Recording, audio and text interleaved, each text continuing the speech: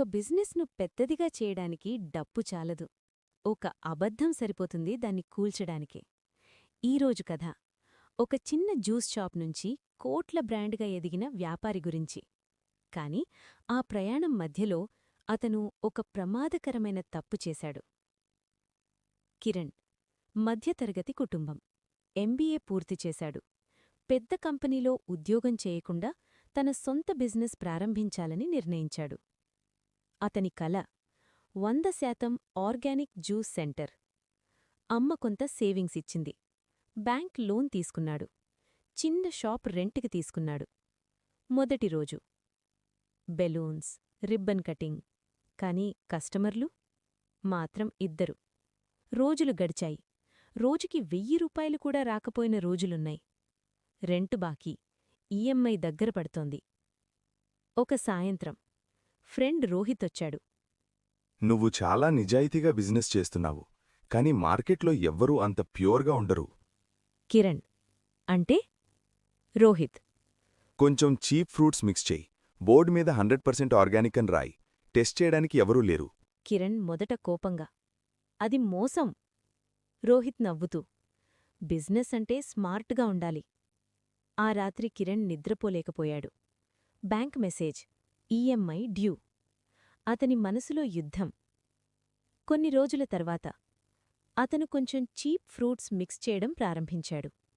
రుచి పెద్దగా మారలేదు, కాని లాభం పెరిగింది. షాప్లో కస్టమర్లు పెరిగారు. ఇన్స్టాగ్రామ్ రీల్స్ వైరల్ అయ్యాయి.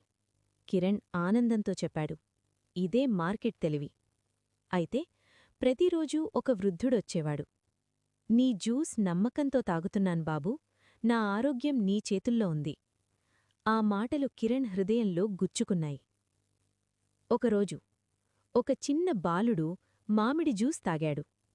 కొద్దిసేపట్లో అతనికి ఎలర్జీ రియాక్షన్ వచ్చింది. తల్లిదండ్రులు కోపంగా, 100% ఆర్గానిక్ అన్నావు కదా. కిరణ్ చెమటలు పట్టాడు.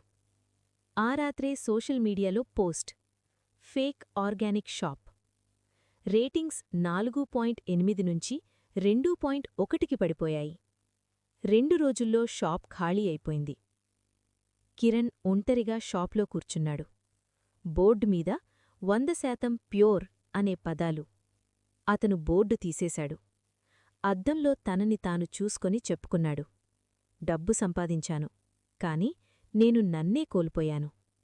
మరుసటి రోజు వీడియో షూట్ చేశాడు. నేను తప్పు చేశాను. లాభం కోసం మీ నమ్మకాన్ని ద్రోహం చేశాను. ఇకపై పూర్తిగా పారదర్శకంగా పనిచేస్తాను. ఎవరైనా వచ్చి మా కిచెన్ చూడొచ్చు. మొదట చాలామంది నమ్మలేదు. కాని ఆ వృద్ధుడు మళ్ళీ వచ్చాడు. తప్పు చేసినవాడికన్నా తప్పు ఒప్పుకున్నవాడే గొప్పవాడు. కొద్దికొద్దిగా కస్టమర్లు తిరిగివచ్చారు. ఈసారి కిరణ్ ప్రతి ఫ్రూట్ సప్లయర్ డీటెయిల్స్ బోర్డు మీద పెట్టాడు. లైవ్ ప్రిపరేషన్ చూపించాడు. లాభం నెమ్మదిగా పెరిగింది. కాని ఈసారి గిల్ట్ లేకుండా.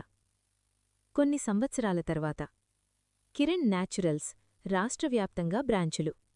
ఒక ఇంటర్వ్యూలో అడిగారు, మీ బ్రాండ్ సీక్రెటేమిటి? కిరణ్ నవ్వి చెప్పాడు, బ్రాండ్ అంటే లోగో కాదు, బ్రాండ్ అంటే నమ్మకం. ఒక అబద్ధం త్వరగా లాభమిస్తుంది, కాని ఒక నిజం జీవితాంతం బ్రాండ్ని నిలబెడుతుంది. నీతి: బిజినెస్లో నిజాయితీ అనేది ఆప్షన్ కాదు, అది ఫౌండేషన్.